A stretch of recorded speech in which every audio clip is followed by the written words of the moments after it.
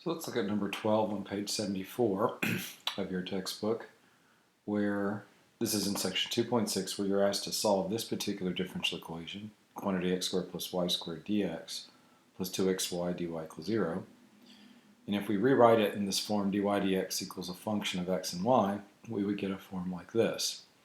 Now, let's see if this in fact is a homogeneous equation. And one way to test for that, of course, for a homogeneous equation,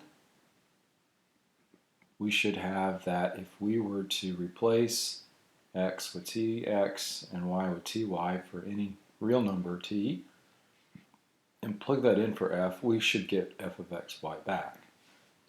And if we did that for this particular example, we could test that very quickly, so that f of tx comma ty is quantity negative tx quantity squared plus ty quantity squared all over 2 times tx times ty.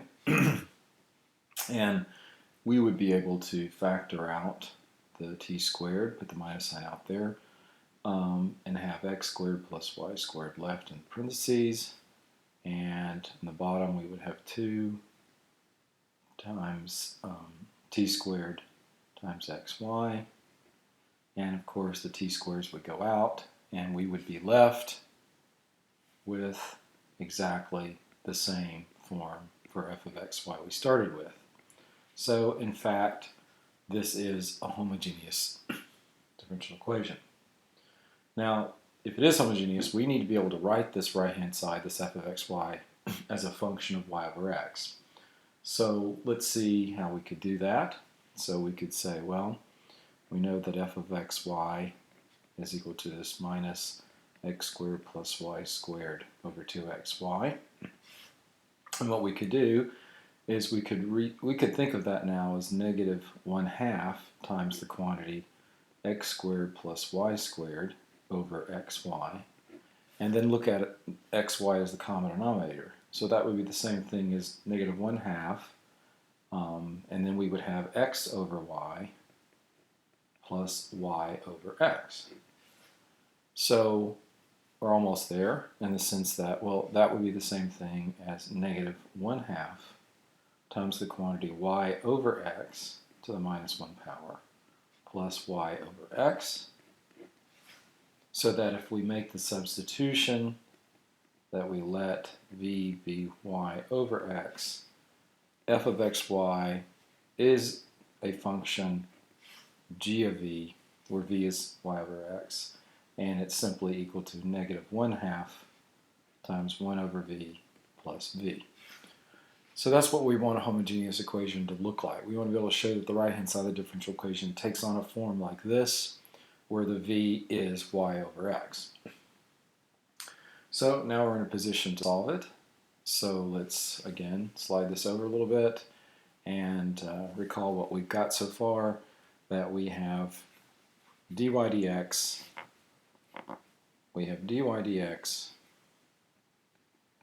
which we know is a function of xy, is also a function g of v equal to minus 1/2 quantity 1 over v plus v, where v is y over x. All right? So since we have this substitution that v is equal to y over x, of course that means that y is just v times x. So we can get a relationship now between the derivative of y and the derivative of v. Just by doing the product rule, we know that dy dx is equal to v times the derivative of x, which is 1, plus x times the derivative of v, which will be x times dv dx. Okay. Right? So what we have at this point is that this quantity here also has to be, because it's equal to dy dx, has to be equal to the g of v function, which is also negative 1/2 times 1 over v plus v. Okay.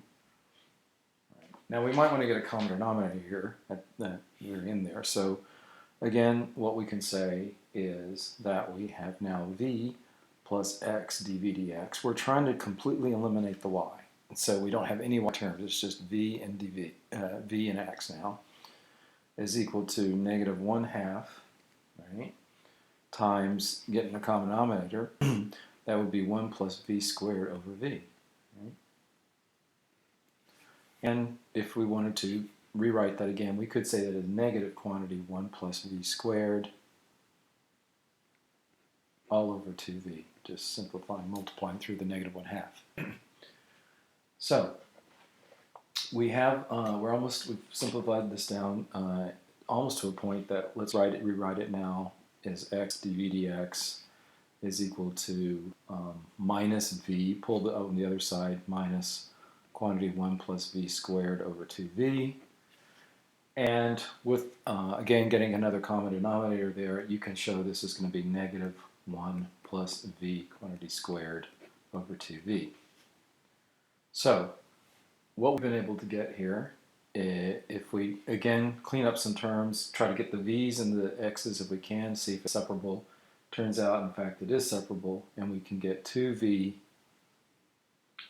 dv over 1 plus v squared equals negative dx over x. Just multiply through by dx, divide through by that 1 plus v squared. You can show that you would get these two things. These left and right hand sides, which are completely separated, so we have a separable differential equation. So what we've done is we've taken a homogeneous problem and produced a separable equation that should be fairly straightforward to solve, because all we need to do is integrate both sides now.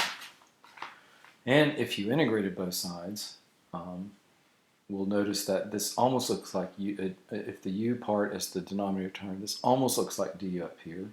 So we'll need to rewrite this as 1/3 times the integral of 6v dv over 1 plus 3v squared, because I need that 6 up there if I'm letting u be 1 plus 3v squared.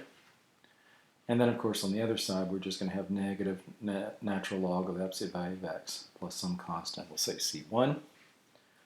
So then if you go ahead and do this integration, what we should get is 1/3 natural log of the absolute value of 1 plus 3v squared equals natural log of absolute value of x plus c1. And it's probably good to go ahead and multiply the both sides by 3, so we can just have natural log of 1, absolute value of 1 plus 3v squared equals minus 3 natural log of absolute value plus 3 times c1. Realizing that this is just another constant, and maybe we'll just relabel it c2. Okay. Now to eliminate the natural logs, we know what to do. We raise each these left and right hand sides to the power of e, raise it to, take e to those powers, what I'm saying, so that's 1, so e to the ln of the natural log of 1 plus 3v squared equals e to the, and we could write this as the natural log of the absolute value of x to the minus 3 power plus c2. And of course, this will file out just as the absolute value of 1 plus 3v squared on the left-hand side. And on the right-hand side, we're going to have the absolute value of x to the minus 3 times, let's say, a constant c3, because we know that e to the c2 will just be some other constant, like that. Right? And of course, an absolute value of a term that's going to be strictly positive means we could drop that altogether. So what we've really got is 1 plus 3v squared is equal to c3. You could write over absolute value of x cubed. And with substituting now the fact that we know that v is equal to y over x, plugging that term into this equation right here for v, with simplification you could get, you're going to get 3 times the absolute value of x times y squared is c3 minus the absolute value of x. And then use the fact, again, that the absolute value is equal to x for x positive, and it's equal to the opposite of x for x negative, you can show that you're going to end up with something of the form 3xy squared plus y cubed is going to be plus or minus the C3, or that's still just a constant. So you're going to get 3xy squared plus x cubed equals, let's say, k. And there we have it. We have an implicit solution for the original homogeneous equation.